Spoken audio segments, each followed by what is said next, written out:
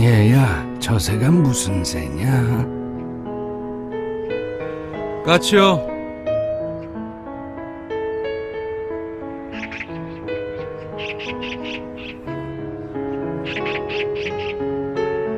얘야, 저 새가 무슨 새냐?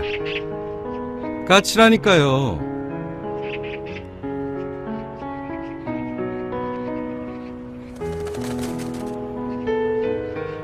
얘야, 저 새가 무슨 새라고 했지? 몇 번이나 대답해야 아시겠어요. 까치요. 까치라고요.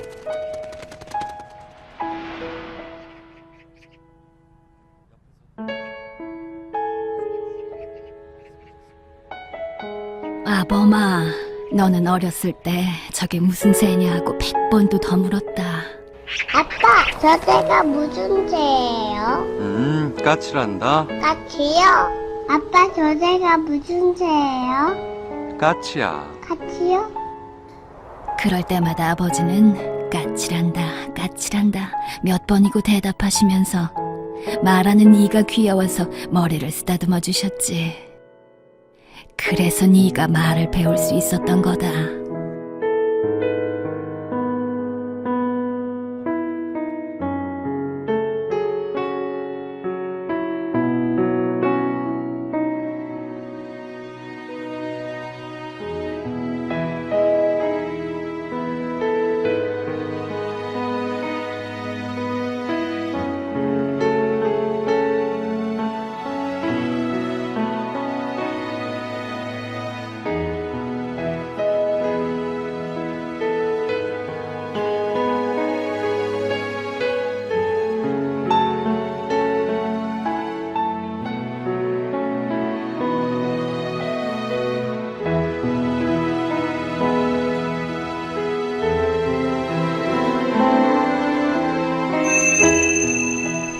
꼭 잡아드리세요. 언젠가 날 잡아주셨던 아버지의 그 손을.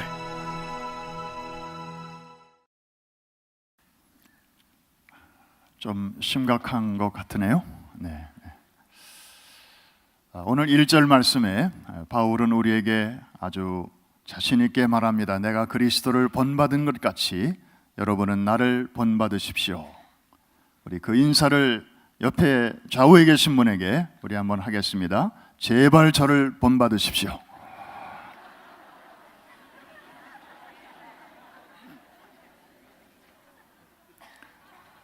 쑥스럽구만요. 네. 우리는 언제쯤 자신 있게 이런 인사를 옆에 있는 사람에게 할 수 있는 그날이 언제쯤 올는지 참 기대가 됩니다. 오늘은 아버지 날, Father's Day. 아버지는 어느 누구도 그 자리를 대신할 수 없고 사표를 내도 수리되지 않고 휴가나 병가를 낼 수도 없고 정년 퇴직도 허락되지 않는 그런 자리입니다. 한 해 동안 많은 수고를 하신 이 땅의 아버지들에게 심심한 위로와 감사를 우리가 표현하고 싶은데 어떻게 표현하면 좋을까요? 우리 한번 큰 박수로 우리 아버지들에게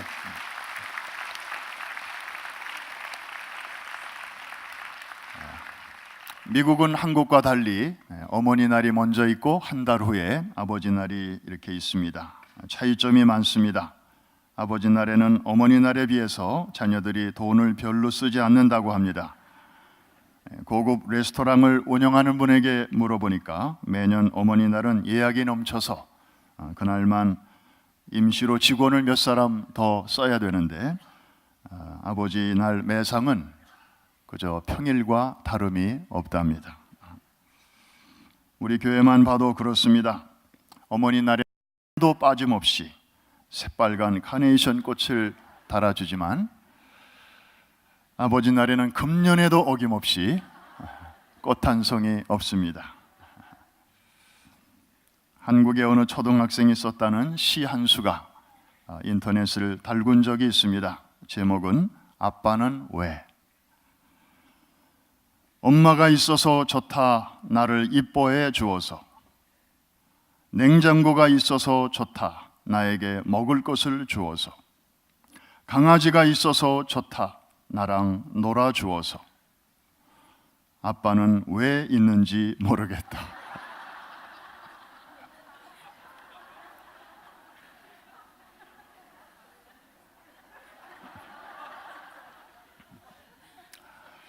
아빠는 왜 있는지 몰라서 묻는 그런 사람들에게 성경은 우리에게 분명한 답을 주고 있습니다. Back to basic. 다시 근본으로 우리가 돌아갈 필요가 있습니다. 성경이 말하는 아버지, 그는 누구인가? 그의 자리, 그의 위치, 또 그의 사명은 무엇인가? 우리가 오늘 이 아침에 한 번 더 점검을 해보기를 원합니다.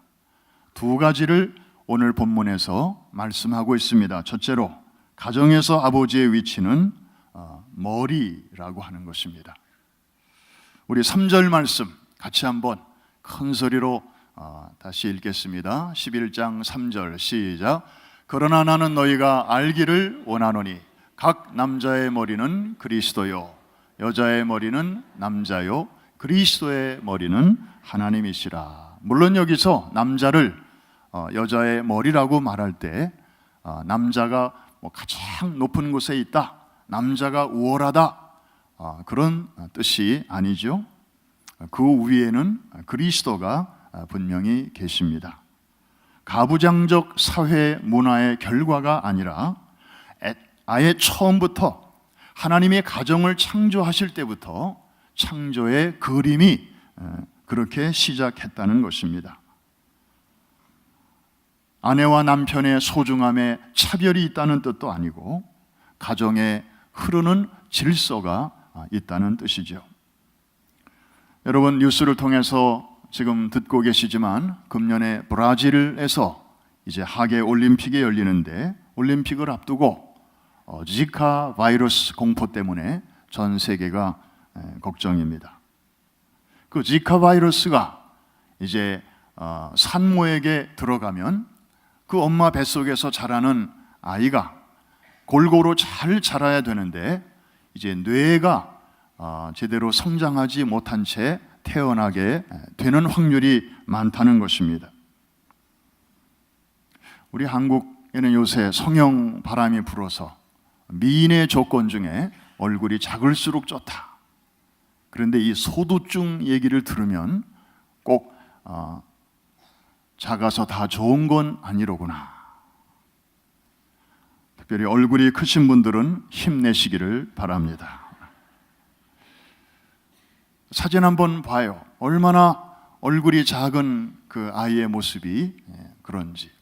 그러니까 이마 이하는 정상 아이와 똑같아요.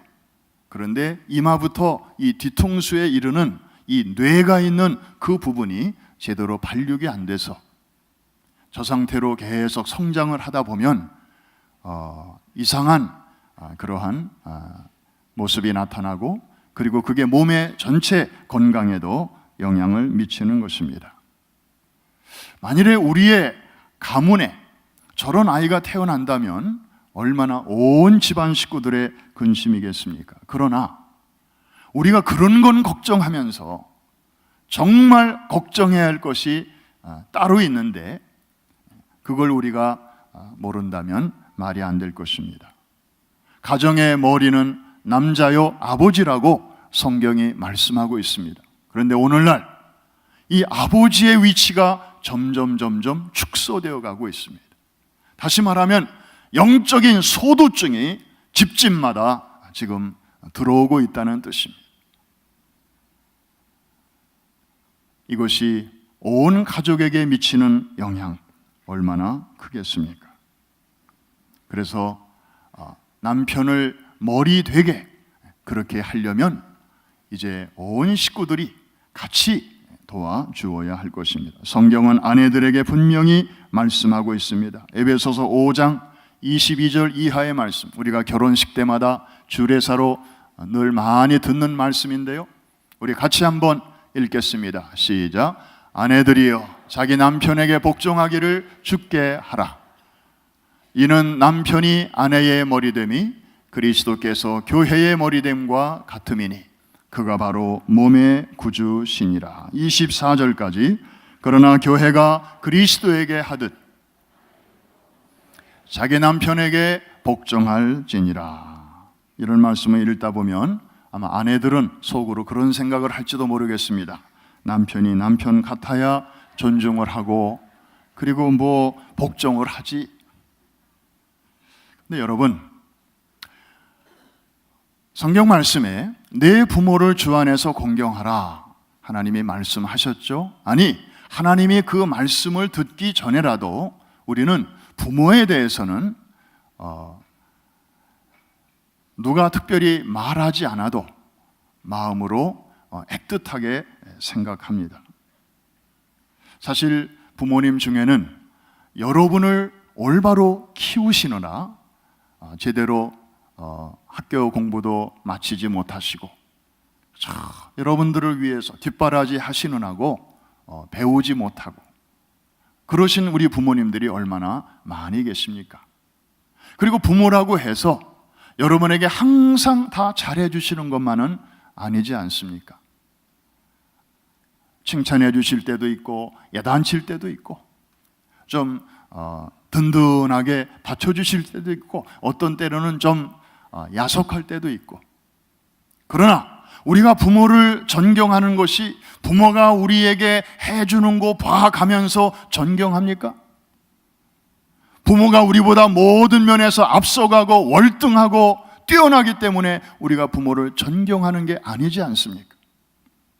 부모는 우리를 이 세상에 태어나게 한 생명의 통로요, 존재의 근원으로 하나님께서 사용하신 분들입니다.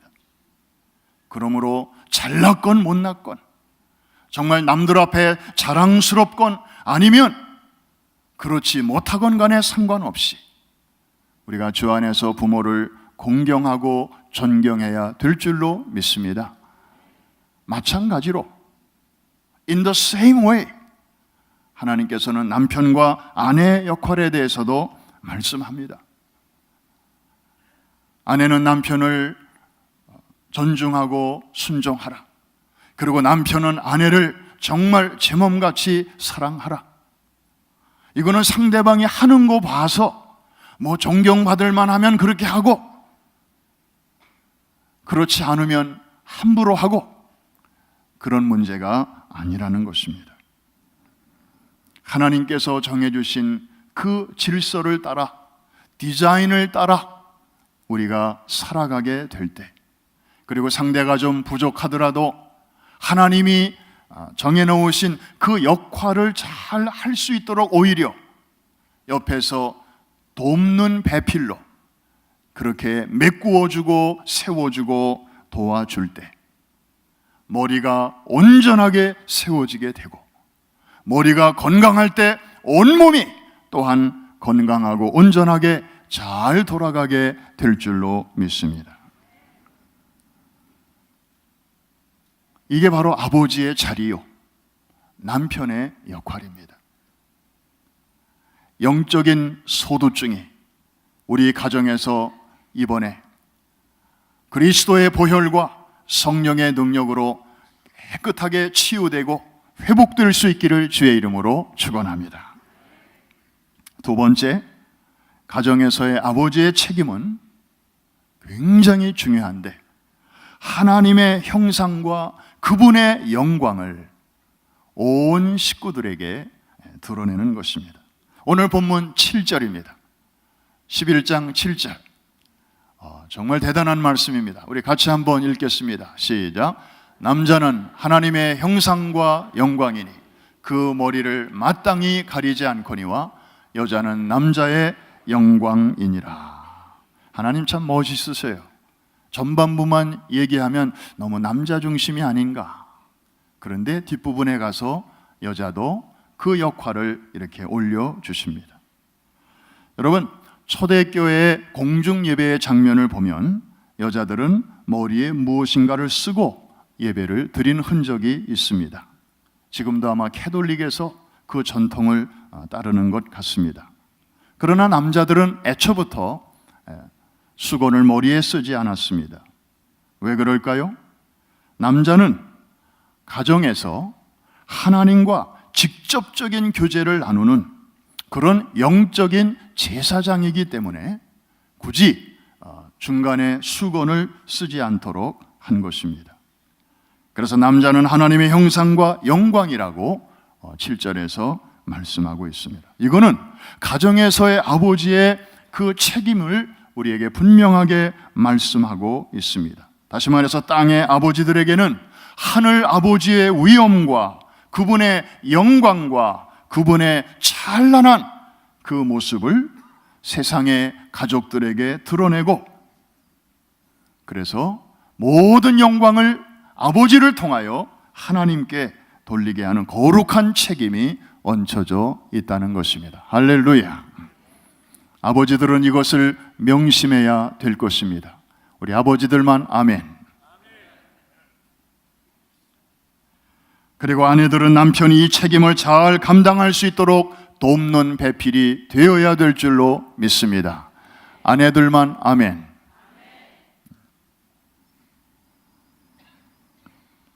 우리는 414 윈도우 운동을 하면서 나비 효과, butterfly effect라는 단어를 종종 썼습니다.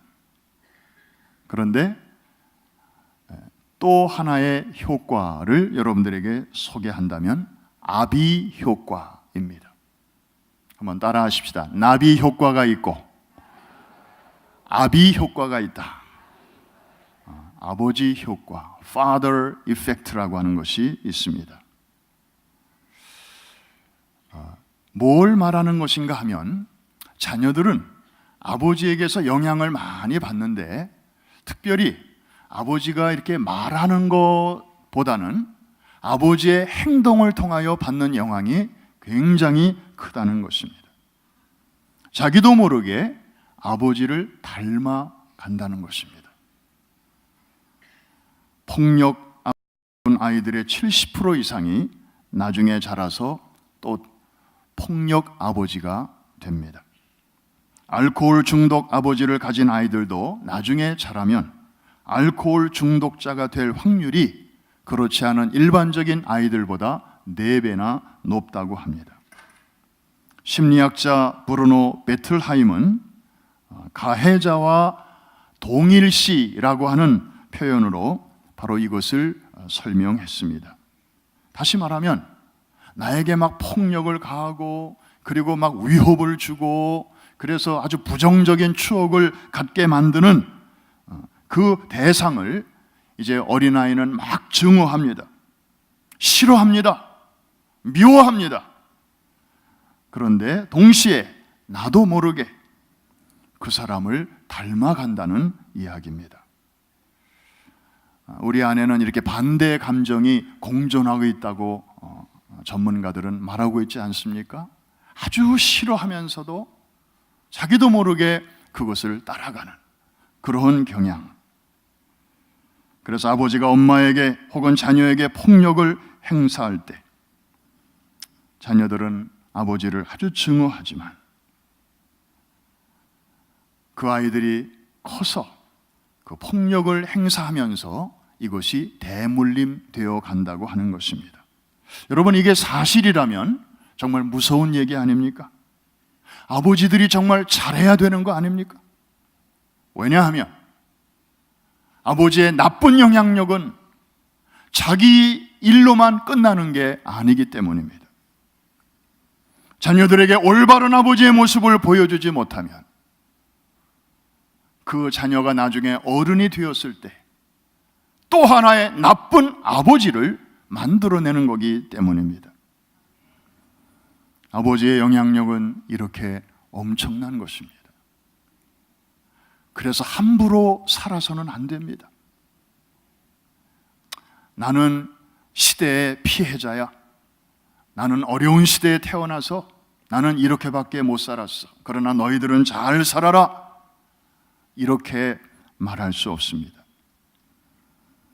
성경은 이 문제에 대해서 그 누구보다도 먼저 그리고 그 누구보다도 정확하게 본질을 꿰뚫어 말씀하고 있는데 신명기 5장 9절과 10절을 보면 아버지의 영향력을 다음과 같이 말씀하고 있습니다.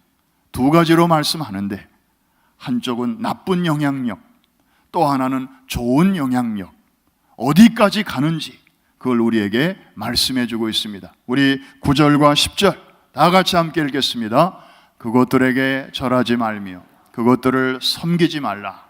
나 내 하나님 여호와는 질투하는 하나님인즉 나를 미워하는 자의 죄를 갚되 아버지로부터 아들에게로 3, 4대까지 이르게 하거니와 나를 사랑하고 내 계명을 지키는 자에게는 1000대까지 은혜를 베푸느니라. 아멘. 한쪽은 3, 4대까지 갑니다. 나쁜 영향력, 아버지의 죄악, 아버지의 폭력, 아버지의 나쁜 행실, 반드시 다음 세대, 그 다음 세대, 그 다음 세대까지 갑니다. 이게 아비 효과입니다.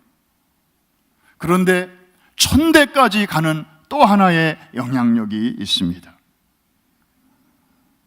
이것은 하나님을 경외하고 정말 가정의 머리로서 하나님의 형상과 하나님의 영광을 잘 보여주는 온전한 제사장의 역할을 가족들에게 보여줄 때 하나님께서 그 모습을 너무너무 기쁘게 여기시고 마음껏 축복하시는데 그 영향력이 몇 대까지 간다고요? 1000대까지 간다. 할렐루야. 여러분, 1000이라고 하는 것은 999 다음의 숫자를 말하는 게 아니죠. 여기서 1000대라고 하는 것은 그냥 영원히 하나님이 끝까지 책임져 주신다는 말씀입니다. 할렐루야.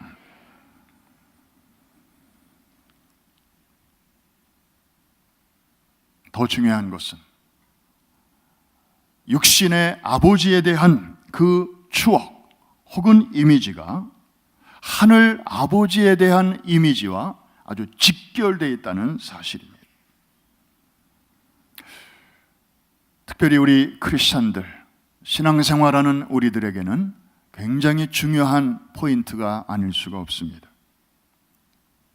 아버지 없이 세상에 태어난 자녀가 없지 않습니까? 저에게도 아버지가 있습니다. 아버지는 자녀들에게 많은 추억을 남겨줍니다. 돌아가신 분도 계시고 또 지금 타주에 혹은 한국에 혹은 같은 지역에 아버님이 생존해 계시는 분들도 계실 것입니다. 주일 설교 시간이라 저의 개인적인 스토리는 가급적 그렇게 표현하는 게 적절하지 않아서 좀 삼가하고 싶습니다. 간단하게 저희 아버지에 대한 그 회상을 좀 나눈다면, 저희 아버지도 자녀들에게 많은 추억을 남겨놓고 주님 품에 가셨습니다. 거의 한 세기를 사셨으니까요. 96세로 소천하셨습니다. 많은 자녀를 낳으셨습니다. 아주 많은 건 아니지만 그냥 좀 많은 편입니다. 사남 사녀. 우리 옆집은 9남매였어요. 그래서 우리는 모일 때마다 아버지에 대한 많은 추억을 이야기하곤 했습니다. 정말 고마운 일들, 감사한 일들도 있었고요. 그러나 그 중에는 좀 섭섭한 일들도 많이 있었습니다. 특별히 제가 커서 저의 가정을 이루고 그리고 제가 스스로 다 해야 되지만 주택 문제라든지 혹은 제 힘에 버거운 그런 문제를 정말 자주도 아니고 어쩌다 한번 아버지에게 의논한 적이 있었는데 그때 아주 냉정하게 나 없다 라고 말씀하실 때는 정말 섭섭했습니다. 저분이 정말 내 아버지 맞나? 내가 정말 저분의 자녀 맞나? 하긴 제가 어렸을 적에 엄마 나 어디서 났어? 이렇게 물어보면 어른들이 대답해 주는 게 그때마다 생각났습니다. 너 다리에서 주워왔지? 아니야, 그럴 리가 없어. 마음으로는 그렇게 생각하며 컸지만 정말 그렇게 섭섭한 일을 당할 때마다 그 말이 왜 떠오르는지 몰라요. 원망을 많이 했었습니다. 그냥 그랜트로 달라는 것도 아니고 좀 론을 좀 해달라는 건데. 야. 근데 어느 날 그래서 아버지를 생각하면 어머니 그러면 굉장히 푸근하고 그냥 좋고 그런데 아버지 그러면 뭔가 바윗돌이 꽉 저를 누르는 것 같이 마음이 이렇게 편치를 않았어요. 꽤 오랫동안. 그런데 어느 날 기도하는 중에 그 아버지의 모습이 보이는데요. 평소에는 늘 앞모습만 보였는데 그날따라 뒷모습이 보이는 거예요. 축 처지신 어깨, 야윈 모습. 일제시대에 태어나셔서 소년 때 부모를 여의시고 만주에 가서 거기서 생활하시다가 또 일본으로 건너가서 거기서 기술 하나 배우셔가지고 이제 조국 땅으로 오셔서 거기서 뭔가 이제 남의 밑에서 일도 하다가 가게 하나 차리셔가지고 그리고 결혼해서 8남매 자녀를 낳고 그렇게 오랜 세월을 살아오시는 동안에 이분은 자기도 모르게 이제 전략하고 그냥 뭐든지 아끼는 그런 생활 습관이 세포 속에 알알이 박히신 것 같았습니다. 옛날에는 그 칼렌더가 이렇게 하루에 한 장씩 북 뜯는 그런 게 있었잖아요. 글씨가 크게 쓰여져 있고 저희 아버님은 그걸 뜯으시면 꼭 4등분을 하셨습니다. 그래서 한 장은 코 푸실 때 쓰시고 또 한 장은 변소 가실 때 쓰시고 그리고 2장은 또 이렇게 양복 주머니에 넣으셨다가 다음번에 또 쓰시고 뭐든지 아끼고 절약하고. 그런데 제가 결혼해서 이제 아이를 둘을 키우다 보니까 그 아버지의 뒷모습이 이렇게 보이기 시작합니다. 겨우 둘 키우면서도 낑낑대다 보니까 그 어려운 시대에 이렇게 많은 식소를 거느리고 정말 가장의 책임을 짊어지고 여기까지 오시는 동안에 저럴 수밖에 없으셨겠구나. 조금은 이해가 되기 시작했습니다. 어떤 면에서 저분은 시대의 피해자이시기도 하구나. 그러면서 성령께서 제 마음속에 이렇게 말씀하시는 것 같았습니다. 야, 네가 네 아버지의 신발을 한번 신어볼래? 네가 그 시대에 태어나서 네 아버지가 걸어왔던 그 길을 네가 한번 걸어볼래? 그러면 너는 어떻게 살았을 것 같으냐? 그 질문을 하시는 것 같았어요. 그 질문 앞에 제가 선뜻 대답이 안 나오더라고요. 시간이 흐른 후에 제 마음속에서는 넌들 별 수 있었겠느냐? 아니, 조금 더 시간이 흐르니까 나는 우리 아버지보다 더하면 더했지.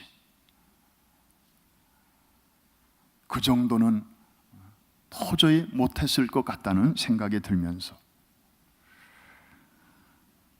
그러면서 이제 연세가 드셔서 점점 어린애 같아지시는 그 아버지의 모습을 떠올리면서 이제 이해에서 이제는 용서의 단계로 그리고 회개의 단계로 넘어가게 되었습니다.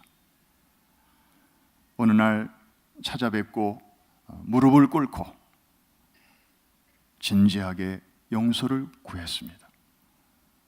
그리고 이제 아버님을 뵐 때마다 이렇게 우리 형제들이 축복의 기도를 드리고 정말 그 어느 때보다도 이제는 친근하게 가까이 이렇게 모실 수가 있었습니다.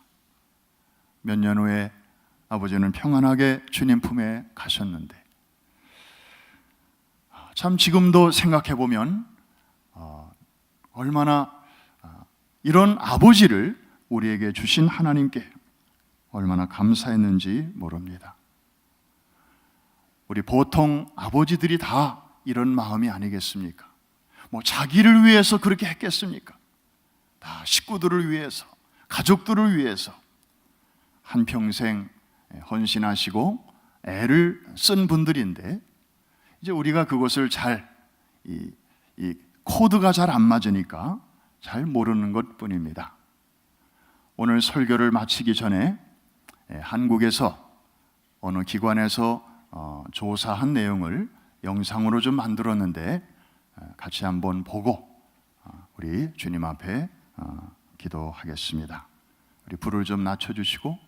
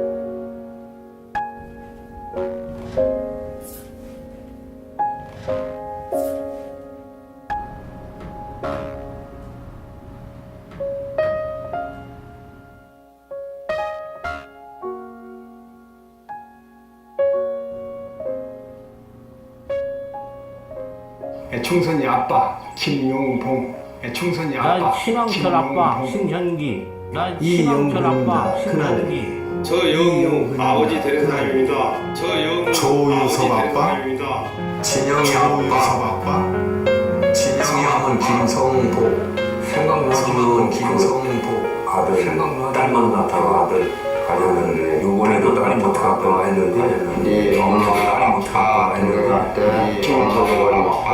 부모로서 이렇게 뭔가를 충분하게 해줘야 되는데 이렇게 뭔가를 충분하게 해줘야 되는데 마음이 아픕니다. 그런 것도 못 해주고 아들이라면서 어느 누가 바꿀 수도 없는 것이 아들이라면서 크게 뭐 도와주지도 못했고 했는데 그들이 크게 뭐 도와주지도 못했고 했는데 그들이 sức 부족한 게 부모 마음 아닐까요? 죽는 순간까지 sức 부족한 게 부모 마음 아닐까요? 죽는 순간까지 제가 그런 마음으로 살고 있어요.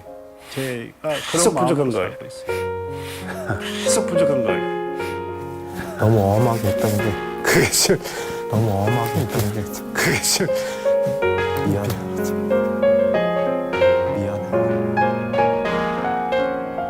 항상 내가 부족하고 항상 미안해요. 항상 내가 부족하고 항상 미안해요. 미안하다 참 모든 것이 미안하다 참 모든 것이 못 가르치고